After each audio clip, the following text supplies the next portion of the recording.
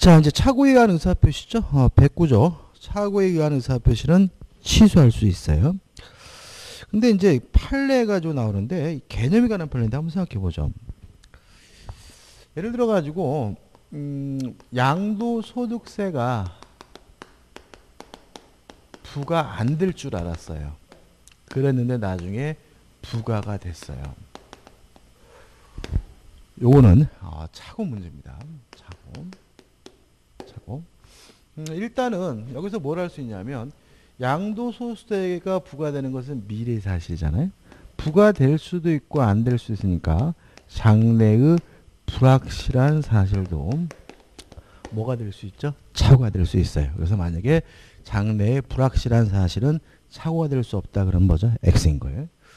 근데 만약에 이 사람이 양도소득세가 부과될 수도 있고 또는 안 될 수도 있고 그 사실을 알고 있었어요. 알면서 그래도 부과 안 되겠지라는 믿음을 가지고 기대를 가지고 매매 계약을 했어요. 이거는 착오 문제가 아니에요. 왜냐하면 이 사람은 부과될 수도 있고 안 될 수도 있고 알았으니까요. 그래서 다시 말하면 부과될 수도 있고 안 될 수도 있다. 장래 사실이 미필적이다. 미필적이라는 사실을 알면서 계약을 했다면 더 이상 그것은 착오 문제가 될 수 없다는 거죠. 그러니까 다시 말하면 부과 안 될 줄 알았는데 부과됐으면 착오인 거죠. 근데 부과될 수도 있고 안 될 수도 있고 부과 안 되겠지. 그럼 뭐죠? 착오 문제가 될 수가 없다는 거죠. 그래서 1번 판례 보시면 읽어볼게요. 민법 제109조에서 규정한 바와 같이 의사표시에 착오가 있다고 하면 법률행위 할 당시에 실제로 없는 사실이 있는 사실로 잘못 깨닫거나 아니면 실제로 있는 사실을 없는 사실을 잘못 생각하듯이 다시 말하면 부과될 건데 안 될 줄 알았거나 이렇게 되는 거죠.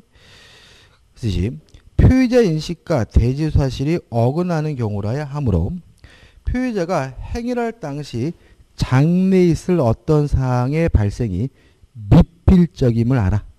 부과될 수도 있고 안 될 수도 있다는 사실을 알아. 그 발생을 예기한다.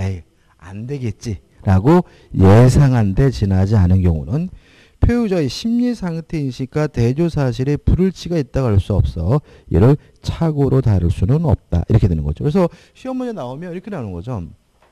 장래의 불확실한 사실도 착오가 될 수 있죠. 그죠? 근데 장래의 사실이 뭐죠? 미필적이라는 거를 알면서 거래했다면 그것은 뭐가 되죠? 착오 문제 될 수가 없다. 이런 의미 되니까 좀 구별해서 기억해 두시면 안 그러면 이거 구별 안 해놓으시면 문장이 비슷한 뜻으로 오해할 수 있기 때문에 조심하셔야 돼요. 근데 위반 판례는 착오를 이유로 취소하려면 중요 부분이어야 되는데 중요 부분이 되려면 반드시 경제적 불이익이 있어야 된다. 중요하죠. 그다음 세 번째는 표의자에게 중대한 과실이 있으면 착오를 이유로 취소할 수 없는 게 원칙이에요. 근데 만약에 상대방이 표의자의 중대한 과실을 이용해 처먹었다면 표의자의 중대한 과실이 있더라도 뭐 할 수 있죠? 취소할 수 있다는 판례죠. 착오는 시험 문제 반드시 나오고 좀 까다롭게 나오는 표시입니다. 대표 문제죠. 착오에 관한 설명을 옳은 것은 1번입니다. 자, 착오를 이유로 왜 취소하느냐? 착오는 위법한 것이 아니기 때문에 착오를 이유로 취소하면 상대방은 손해배상을 청구할 수가 없어요. 근데 만약에 채무불이행을 이유로 해제를 당하면 손해배상도 해줘야 되고 계약금도 뜯기거든요. 그럼 합치면 손해배상 책임을 면하기 위해서 착오를 이유로 취소하는 것이니까 우리 판례에 따른다면 해제된 후에도 착오를 이유로 취소하는 것이 가능한 거죠. 1번. 매도인이 계약을 적법하게 해제한 후에도 매수인은 계약 해제에 따른 불이익을 면하기 위하여 중요 부분의 착오를 이유로 취소권을 행사하여 계약 전체를 무효로 할 수 있다. O 맞는 질문이고요. 2번 표의자가 착오를 이유로 의사표시를 취소한 경우 취소된 의사표시인의 손해를 입은 상대방은 불법 행위를 이유로 손해배상을 뭐 할 수 없어요? 청구할 수가 없으니까 있다 X고 답은 1번인 거죠. 1번이 답이 2번은 X죠. 그 다음에 3번 중요 부분이 되려면 뭐가 필요하죠? 경제적 불이익이 있어야 되니까 3번 착오에 의한 의사표시로 표의자가 경제적 불이익을 입지 않더라도 착오를 이유로 그 의사표시를 취소할 수 있다는 질문은 X고요. 4번 중대한 과실이 있다면 원칙주로 취소할 수 없지만 상대방이 이용해 처먹으면 취소가 가능하니까 4번 표의자 착오가 표의자의 중대한 과실이라는 경우에는 상대방이 착오를 알고 이용하더라도 표의자의 의사표시를 취소할 수 없다는 질문은 X가 되는 거죠. 5번 입증입니다. 자, 중요 부분이란 사실은 취소하고자 하는 표의자가 입증합니다. 중대한 과실이 존재한다는 사실은 취소를 못하게 막으려고 하는 상대방이 입증하거든요. 따라서 5번 표의자의 중대한 과실 유무는 착오에 의한 의사표 효력을 부인하는 자. 효력을 부인하는 자는 결국은 취소하고자 하는 자 표의자를 의미하는 거죠. 따라서 효력을 부인하는 자가 증명하여야 한다. X가 되고요. 답은 1번이 됩니다. 테마 5입니다. 판례가 나오는데 1번 판례는 한번 쭉 읽어보시는데 사기가 되기 위해서는 위법해야 된다. 따라서 장사라는 사람은 당연히 물건이 좋다라고 말하는 것이 인지상정이고 또 상가를 분양하는 사람은 장사가 잘 된다라고 말하는 것이 인지상정이니까 상가를 분양하면서 뭐 확정 수익률을 보장해 주겠다. 이런 것도 위법하지 않기 때문에 사기가 아니라는 것이 우리 판례 입장이니까 한번 읽어보시면 되고요. 그 다음 2번 판례도 침묵이 기망이 되기 위해서는 뭐가 필요한 거죠? 고지 의무가 필요한 거죠. 따라서 고지 의무가 없는 사람이 침묵을 한 경우라면 위법한 기망이 아니기 때문에 사기를 이유로 뭐 할 수 없어요? 취소할 수 없다는 판례입니다. 말은 되게 복잡한데 결국은 침묵을 한 사람이 사기가 되고 기망이 되려면 뭐가 필요하죠? 고지 의무가 필요한데 고지 의무가 없기 때문에 침묵이 사기가 아니라는 판례죠. 그 다음에 우측에 3번은 강박을 당했으면 강박을 이유로 취소할 수 있어요. 근데 강박이 너무 지나쳐가지고 의사결정의 자유가 완전 박탈된 상태로 평가된다면 그때는 무효예요.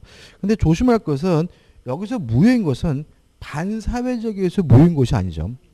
누구와 다름이 없죠? 그죠? 의사무능력자와 다름이 없기 때문에 무효가 된다는 것이 우리 판례 입장입니다. 대표 문제입니다. 갑은 을에게 을 소유 소유지가 곧 제한구역으로 지정될 것이라고 기망하여 을로부터 그 소유지 시가 1억 원을 대금 5천만 원에 매수하고 소유권 이전 등기를 넘겨받았으나 매진 을은 곧 갑의 기망사실을 알고 사기를 이유로 매매계약을 취소하였다. 그런데 갑은 을에 취소가 있은 후 그 토지가 난 소유권 등기 명의가 아직 자기 앞으로 되어 있음을 기하로 그 토지를 병에게 대금 1억 5천만 원을 매도하고 소유권을 이전을 등기를 격려해 주었다. 갑을 병이 있죠. 갑을 경관하네. 법률관계라는 설명으로 틀린 거죠. 일단 병은 제3자입니다. 그러니까 우리가 매매 계약을 한 후에 이해관계를 가졌다면 제3자고요. 취소 전인지 후인지는 따지지 않는 거죠. 따라서 이 사람은 선이면 보호가 되니까 1번 병이 갑을 간의 매매 계약이 취소된 후에 비로소 갑으로부터 위 토지를 매수하였지만 위 토지의 소유권을 취득할 수 있는 경우도 있다. 왜요? 선이면. 그죠? 2번 갑병 간의 매매 계약 시 병이 갑을 간의 매매 계약에 취소 사유가 있다거나 그 매매 계약이 취소되었던 사정을 알지 못하였다면 병은 민법 제110조 제3항에 선의 제3조에 해당한다. 물론 뭐죠? 맞는 질문이죠. 3번 병이 선의 제3조에 해당한다면 을은 병에게 갑을 간의 매매 계약의 취소를 주장하여 토지 소유권을 받을 수는 없을 것이고요. 4번 만약 병이 아직 자기 앞으로 등기를 넘겨받지 못했어요. 제3자 아닙니다. 자, 모든 제3자는 확정적으로 뭘 취득해야 돼요? 권리를 취득해야 되는 거죠. 따라서 아직 소유권 이전 등기를 넘겨받지 못했고 아무리 중도금을 지급했더라도 제3자로서 보호받을 수가 없기 때문에 4번이 X고 4번이 뭐죠? 답이 되는 거죠.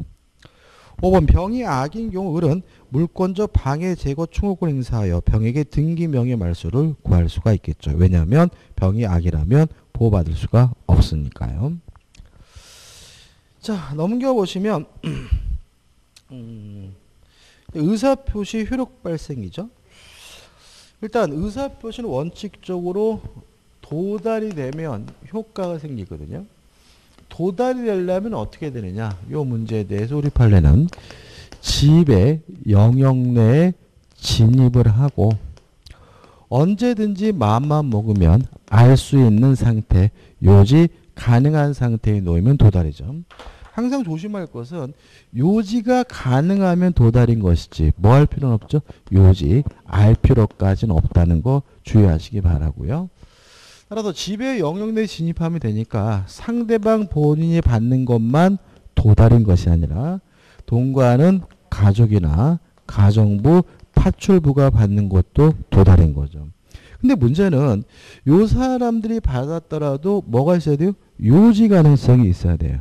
그래서 만약에 요지 가능성이 결여가 되면 도달되지 않습니다.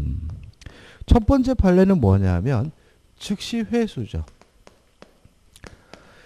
자, 일단 상대방의 가정부가 받았어요. 가정부가 받았는데 문제는 옆에서 보고 있다가 받자마자 즉시 회수해버렸다면 상대방 입장에서는 알 수 없었으니까 요지 가능성이 결여가 되니까 뭐 되지 않습니까? 도달되지 않는다는 것이 우리 판례 입장이고요. 이번 판례는 시험에 참 많이 나오는데 채무자 주소가 아니라 동업자 사무소예요.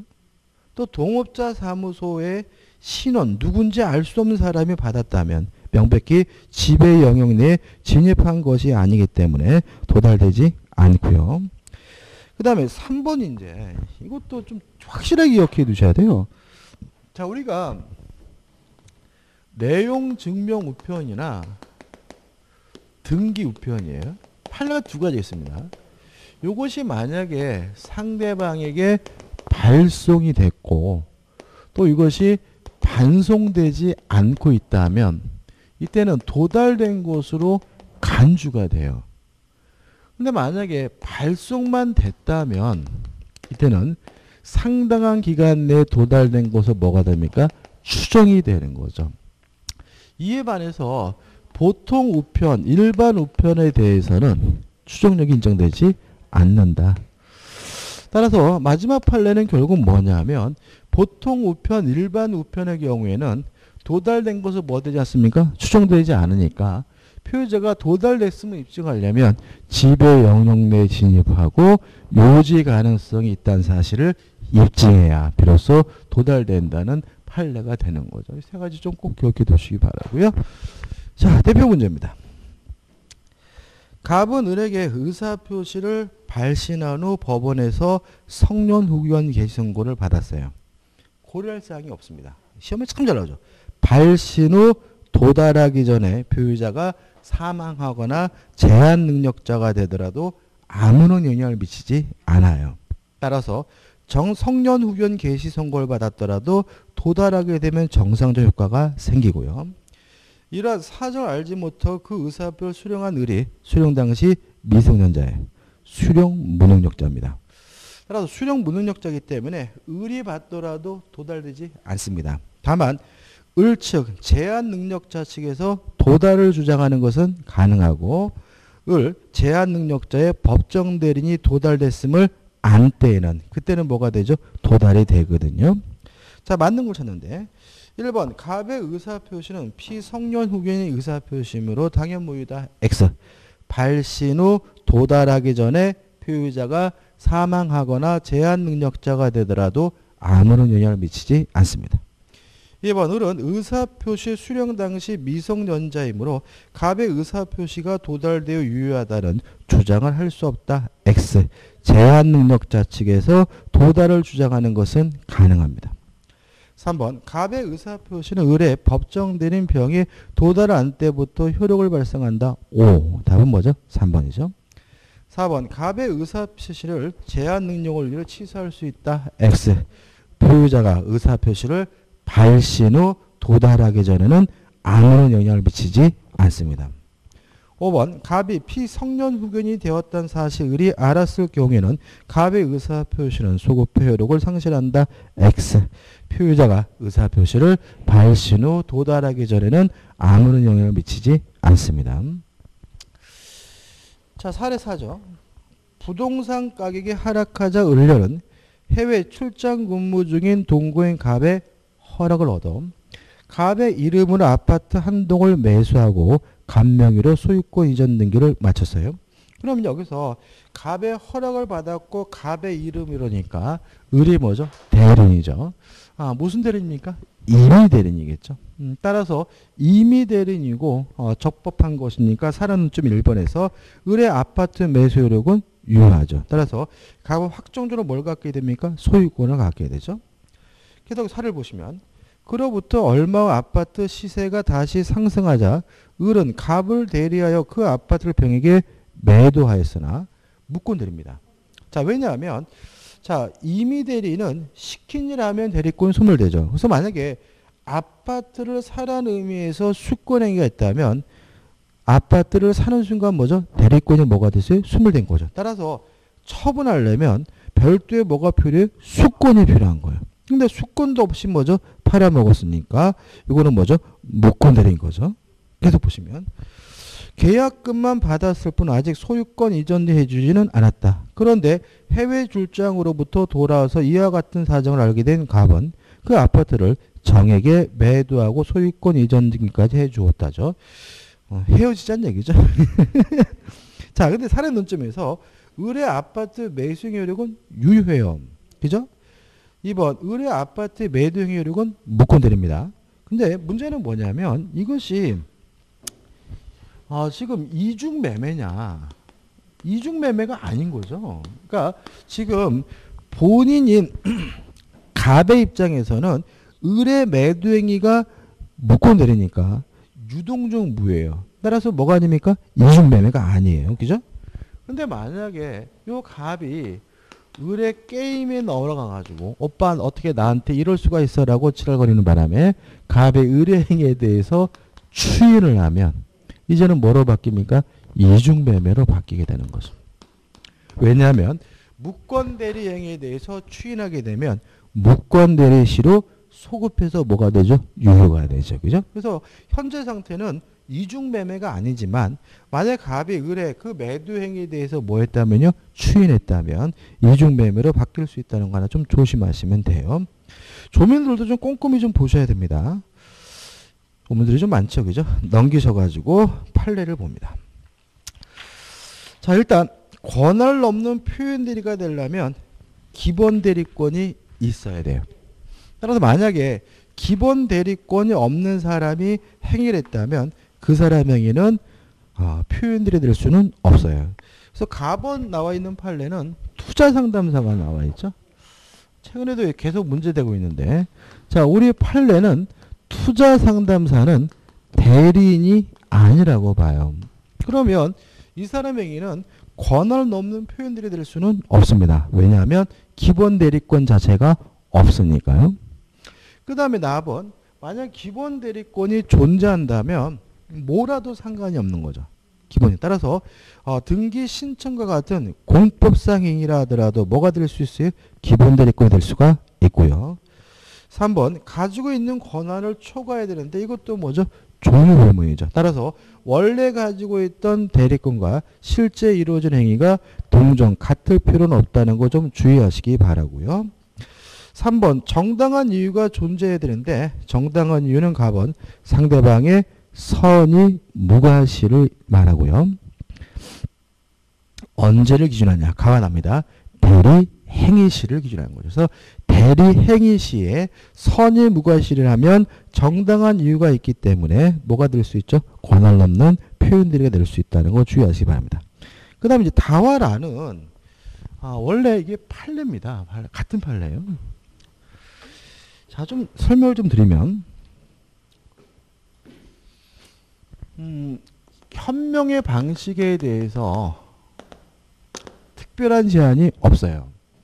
근데 문제가 되는 것은 뭐냐면 본인을 사칭하는 거, 본인을 가장하는 것이 현명이냐, 요 문제에 대해서 우리 판례는 만약에 그 사람에게 대리권이 있는 상태라면 본인을 사칭하는 것도 가장하는 것도 유효한 현명이지만, 만약에 대리권이 없는 사람이라면 본인을 사칭하는 거고 가장하는 것은 현명일 수는 없다는 거죠. 꼭 기억해 두시고.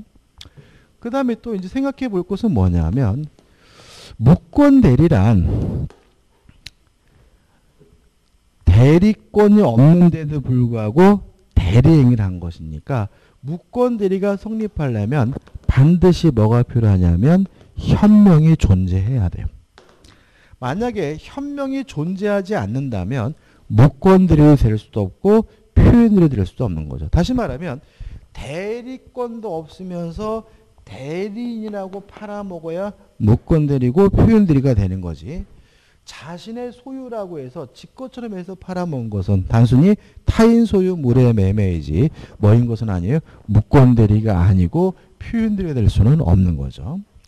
자, 그럼 이제 사실관계 좀 보는데, 자, 갑이라는 사람이 본인인데 임대 아파트를 건설했어요. 근데 을이라는 사람이 대리인인데 요 갑이 을에게 임대 아파트에 대해서 임대할 수 있는 권한, 수권을 줬어요. 그러니까 임대 아파트니까 많겠죠. 그래서 을이 요 임대 아파트를 수분양자 만나가지고 임대차 계약을 했는데, 문제는 뭐냐면 을이 갑을 사칭해가지고 임대차 계약을 했어요. 그러면 요 임대차 계약은 적법한 대리행위입니까? 아닙니까? 그죠? 왜냐하면 이 사람은 임대에 관한 수권이 있다면 임대할 수 있는 대리권이 있는 것이니까 대리권이 있는 사람이 본인을 사칭하는 것은 유효한 뭐죠? 현명이잖아요. 따라서 이 임대차 계약은 적법한 뭐죠? 대리행위로서 병등 아파트 주민들은 아무 문제 없이 잘 살았어요. 근데 문제는 이 임대 아파트가 분양으로 전환된 거죠. 1층 개념가지고 5년 후에. 그래가지고 요 갑을 사칭하고 있는 을과 요 병등 주민들이 아파트 분양 계약, 요 매매 계약을 했을 때 요 매매 계약에 대해서 문제가 생기는 거죠. 일단 이 사람은 임대할 수 있는 권한이 있지 매매할 수 있는 권한은 없으니까 대리권을 넘은 거예요. 근데 문제는 뭐냐면 매매할 대리권이 없다면 갑을 사칭하는 것은 뭐가 아니에요? 현명이 아니고요. 현명이 아니니까 요 매매 계약은 뭐가 될 수 없어요? 무권 대리도 될 수 없고 표현 대리도 될 수가 없는 거예요. 그래서 보시면 답원입니다. 답원. 민법 제126조의 표현 대리는 대리인이 본인이 유효한다는 의사를 명시 혹은 묵시적으로 표시하거나 대리 의사를 가지고 권한외의 행위를 하는 경우에 성립하고, 다시 말하면 대리인으로서 뭘 해야 돼요? 현명을 해야 되는 거죠. 사수를 써서 대리 행위를 표시하지 아니하고 단지 본인 성명을 모형하여 자기가 마치 본인인 것처럼 기망하여 본인 명의로 직접 법률 행위를 하는 경우에는 특별한 사정이 없는 한 위 법조소 중에 표현들이는 성립될 수가 없습니다. 왜냐하면 대리권 없는 사람이 본인을 사칭하는 것은 뭐가 아니에요? 현명이 아니니까요. 그래서 대리권 없는 사람이 본인을 사칭하는 것은 뭐가 아니에요? 현명이 아니니까 이 사람의 행위는 무권 대리도 될 수도 없고 무엇도요? 표현이 될 수가 없는 거예요. 그러면 뭐 연결되는 겁니다. 본인으로부터 아파트에 관한 임대 권한 등 일체 관리 권한을 위임받아 본인을 가장하여 아파트를 임대한 바 있는 대리인이죠. 그러면 이 임대에 대해서는 아무 문제 없어요. 왜냐하면 임대할 수 있는 권한이 있고 대리권이 있는 사람이 본인을 사칭한 것은 유효한 뭐죠? 현명이니까 문제 없는데, 다시 자신을 본인을 가장하여 임차인에게 아파트를 매도하는 법률행위를 했어요. 까지 끊어볼게요. 자, 그러면 요 매매에 대해서는 대리권 없는 사람이 본인을 사칭한 것이니까 뭐가 아니에요? 현명이 아니기 때문에 표현들이가 뭐 될 수는 없어요? 성립될 수는 없어요. 그럼 여기서 문제되는 것은 뭐냐면 요 병동 주민들이 큰 피해를 보는 거죠. 그래서 물러나는 거예요. 여기서 계속 보시면 권한을 넘는 표현들의 법률을 유추 적용하여 본인에 대하여 그 행위 효력을 미친다고 볼 수 있다는 거죠. 그 말은 뭐냐면 표현 대리는 아니지만 표현 대리에 관한 법리가 뭐죠? 유추 적용되기 때문에 본인에 대해서 책임이 뭐죠? 부담되기 때문에 이 아파트 주민들은 뭐죠? 아무 문제 없이 살 수 있다는 거예요. 그럼 이거를 어떻게 기억하냐면 이게 시험에 나온 건데 자 이렇게 되는 거죠. 대리권이 없는 사람이 본인을 사칭하고 가장했어요. 그러면 뭐가 될 수는 없어요? 현명 대리가 될 수는 없다. 그래서 만약 문제집에서 대리권 없는 사람이 본인을 사칭하면 현명 대리가 된다는 뭐죠? X다. 그죠? X다. 다만 현명 대리에 관한 죄송합니다. 현명 대리 아니죠. 표현 대리죠. 표현 대리죠. 표현 대리가 될 수는 없다. 두 가지를 기억하는 겁니다. 없다. 다만 표현 대리에 관한 민법 규정이 뭐는데요? 유추 적용은 된다. 따라서 본인에게 뭐는 발생합니까? 책임이 발생하기는 한다. 그래서 두 가지로 나눠서 기억해 두셔야 됩니다. 대리권이 없는 사람이 본인을 사칭하는 것은 뭐는 아닙니까? 표현대리는 아니다. 다만 표현대리에 관한 민법 규정이 뭐가 돼요? 유추 적용될 수는 있다 해서 두 가지가 다 시험 문제 나오고 있으니까 꼭 기억해 주셔야 돼요. 저는 개인적으로 뭐 이렇게 복잡한지 몰라요. 그냥 다부에서 그냥 어떻게 표현들이 성립한다. 그럼 끝나는 거잖아. 근데 성립 뭐 난 아는데 민법이 뭐 이렇게 되면 복잡한다 하면서 그래도 우리 수험생이니까 나눠서 좀 기억해 두셔야 될 것 같아요. 자 보면 판사 그러니까 저는 개인적으로 요새 그 의사들 말 많잖아요. 그런 의사들의 행동을 보면은 굉장히 엘리트 의식에 쩌들어 있는 거죠, 그죠? 그러니까 사람 말 안 듣는 거예요. 판사도 마찬가지예요. 판사들도 자기가 굉장히 똑똑하고 굉장히 잘난 줄 아니까 뭐 댓글에서 아무리 옳은 말 하더라도 그런 건 뭐예요? 신경 나서. 그러니까 판결이 막 이상하게 나오는 거잖아요. 아무튼 마음에 안 듭니다. 그래서 저는 개인적으로 그러니까 원래 이 판사가 되려면 뭐 이렇게 뭐 이렇게 좀 사회 경험도 좀 있고 그래가지고 뭐 의사 출신 중에서도 뽑고 뭐 교사 출신 중에서도 뽑고 좀 이렇게 해야 되는 것 같은데 법률 전문가가 모든 걸 다 할 수는 없는 거죠. 저는 별로 마음에 들지는 않습니다. 자, 다음 문제입니다. 협의의 무권대리에 관한 설명으로 틀린 것을 모두 고른 것은 기억. 상대방이 무권대리의 동의를 얻어 단독행위를 한 경우죠. 자, 단독행위 무권대리는 무효입니다. 다만 단독행위를 하면서 동의를 얻었다면 계약과 다름이 없어요. 따라서 계약의 무권대리에 관한 민법 규정이 준용이 돼요. 자, 우리가 단독행위란 승낙을 받지 않고 일방적으로 하는 거죠. 따라서 단독행위를 함에 있어서 상대방으로 굳이 뭘 받을 필요 없어요? 동의를 받을 필요는 없는 거죠. 근데 동의를 얻어서 했다면 형식은 단독행위지만 실질은 무엇과 다름이 없어요? 계약과 다름이 없죠. 그래서 동의를 얻어서 단독행위를 하거나 동의를 해준 경우에는 무권대리나 민법 규정이 준용이 돼요. 따라서 본인은 이를 추인할 수 있다. 맞는 질문이 되는 거죠. 네 번 무권대리의 추인은 다른 의사표시가 없는 한 소급표가 인정되지 않는다. X. 아까도 말씀드렸지만 무권대리를 하게 되면 무권대리시로 소급해서 유효가 되니까 니은번은 X죠. 이것 봐. 무권대리에 의한 계약의 추인은 그 대리행위로 인한 권리의 승계인에게도 할 수 있다. 옵니다. 추인의 상대방은 제한이 없어요. 상대방에게 할 수 있고 무권대리에게 할 수도 있고 승계인에게도 할 수 있는 거죠. 리얼번. 무권대리행위는 그 효력이 불확정한 상태에 있다가 본인의 추인 유무에 따라 본인에 대한 효력 발생 여부가 결정된다. 따라서 이것도 일종의 유동적 무효인 거죠. 그러니까 본인의 입장에서는 유동적 무효지만 추인하면 소급해서 유효가 될 수 있는 거죠. 맞나요?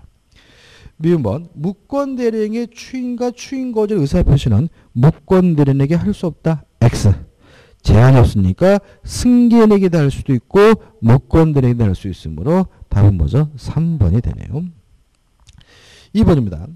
갑은 자신의 토지를 담보로 은행 도치를 받기 위해 을에게 대리권을 주고 위임장 인감 및 저당권 설정에 필요한 서류 일체를 교부하였다. 그러나 을은 이를 악용하여 갑의 대리인으로서 그 토지를 병에게 매도했어요. 그럼 을은 대출받을 수 있는 기본 대리권이 있는데 팔아먹었으니까 권한을 넘은 거죠. 1번. 을에게는 기본 대리권이 인정되죠. 또 권한 없는 표현들이가 성립될 수가 있고요. 성립되면 본인에게 효과가 지속되겠죠. 근데 문제는 2번. 표현대리가 성립하지 않았어요. 그러면 본인에게는 아무런 효과가 없는 것이니까 병은 갑에게 소유권 이전 등기를 청구할 수 있다. X가 되고요. 답은 2번이 되는 거죠. 3번. 자, 모든 책임은 유효함을 전제합니다. 만약에 그 행위 자체가 무효라면 책임을 논할 필요가 없는 거고요. 무권대리니 표현대리니 따질 필요가 없는 거죠. 그래서 3번 매매계약이 토지거래 허가제를 위반하여 확정적 무효면 무권대리니 표현대리니 따질 필요가 없는 것이니까 표현대리 법리가 적용될 여지가 없다. 맞는 질문이고 항상 모든 책임은 유효함을 전제하죠. 4번 상대방에게 표현들이 성립되려면 정당한 사유가 있어야 되는데 대리 행위시를 기준하는 거잖아요. 따라서 4번 병이 매수 당시 대리행위 당시 을에게 대리권이 있다고 믿는데 정당한 이유가 있으면 표현들이 성립돼요. 매매계약 성립 후에 대리권 없음을 알았더라도 월권 대리, 월권이란 말은 뭐죠? 권한을 넘은 이죠. 권한을 넘은 대리는 성립한다. 맞는 지문이죠.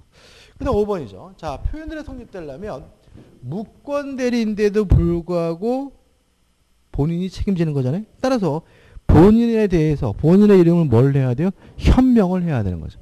만약에 현명하지 않는다면 아예 무권 대리가 될 수도 없고 무엇도요? 표현이 될 수도 없는 거거든요. 따라서 5번. 만약 을이 자기 앞으로 소유권 이전 등기를 마친 후 자신을 매도인으로 하여 병에게 토지를 매도했다면 현명 안 했죠. 지 것처럼 팔아먹었죠. 이것은 타인 소유물의 매매이지 무권대리가 아니므로 병은 갑에게 표현들의 성립을 추정할 수 없다. 맞는 지문이고 답은 2번이 되는 거죠.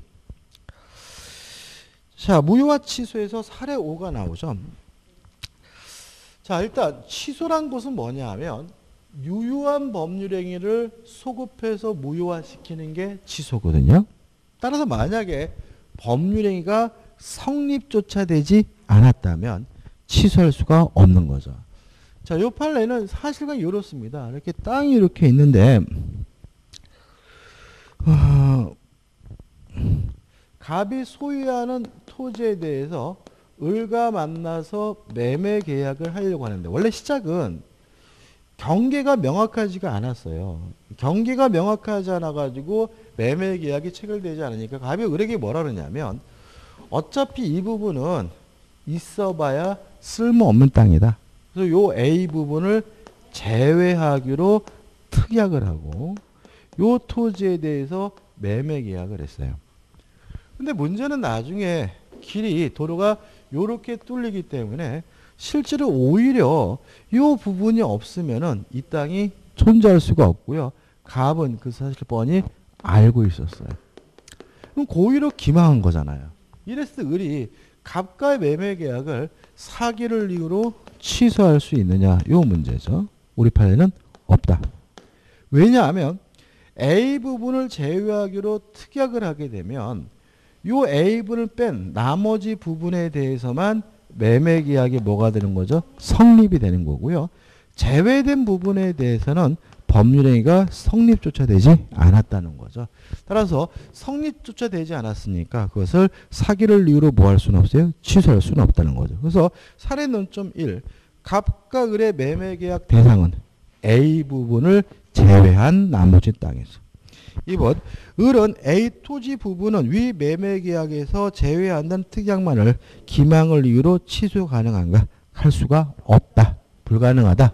왜냐하면 제외된 부분에 대해서는 계약이 성립조차 되지 않았습니다. 이것도 학자분들이 굉장히 많이 비판합니다. 뭐 궤변이라 그러죠. 궤변. 아무튼 발견 조문 좀 보시기 바라고 넘겨보시면 이제 유동종 무효가 나오죠. 자, 유동종 무효에 대해서는 올해는 시험 문제가 꼭 나올 것 같아요. 근데 요 판례들을 좀 교재에 있는 판례들은 좀 읽어보셔야 돼요. 근데 같이 읽어보다가는 한도 끝도 없기 때문에 정리를 하긴 하는데, 그러니까 공부하는 방법은 뭐죠? 제가 정리해드린 것을 머릿속에 어떻게 기억해 두시고 판례를 읽어보시면서 아, 이게 이 얘기구나 라고 생각하시고 접근하시면 되는 거죠. 자, 일단 유동종 무효에 대해서 첫 번째 기억할 것이 뭐죠? 원칙이죠. 원칙.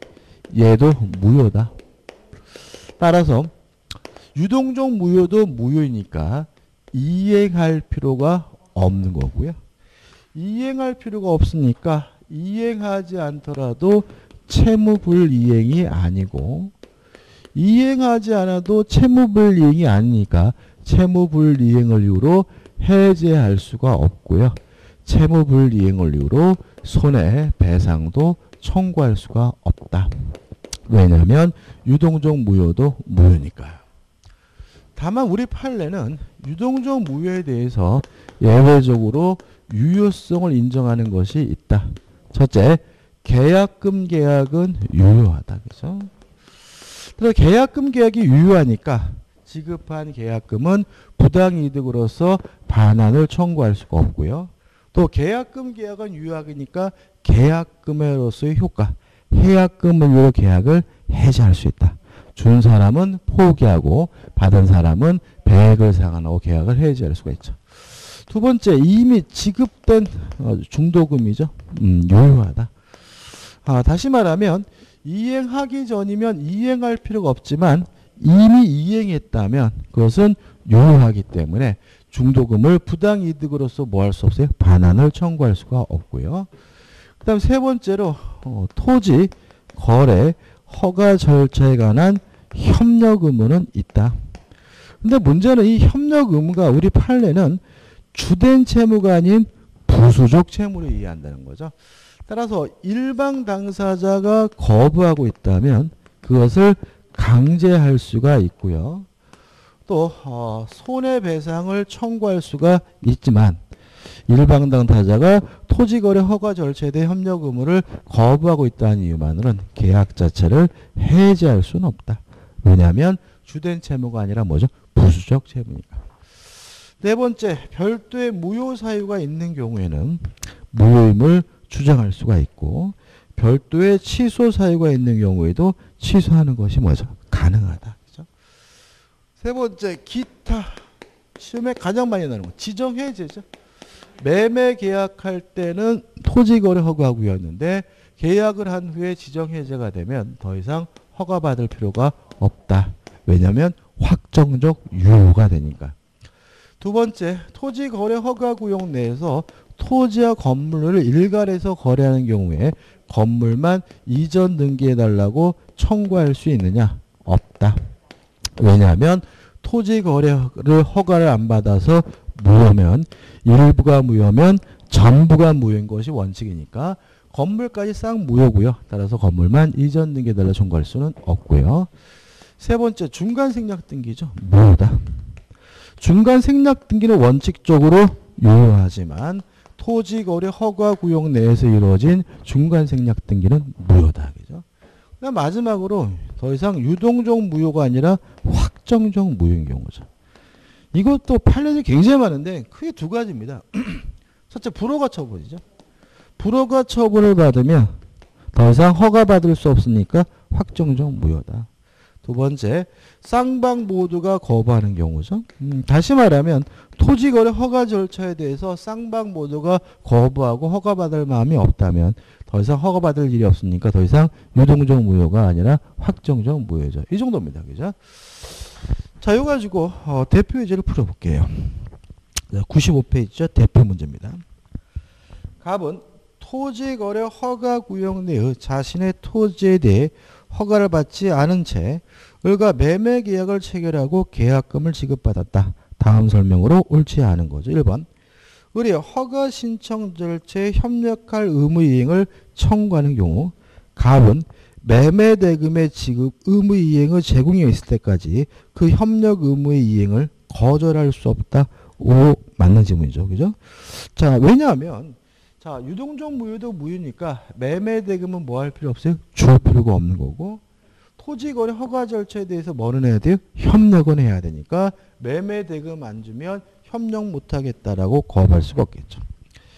2번 을이 토지거래 허가 절차의 협력 의무 이행 청구권을 피보전 권리를 하여 매매 목적 토지 처분을 금하는 가처분을 신청할 수가 없다. X예요.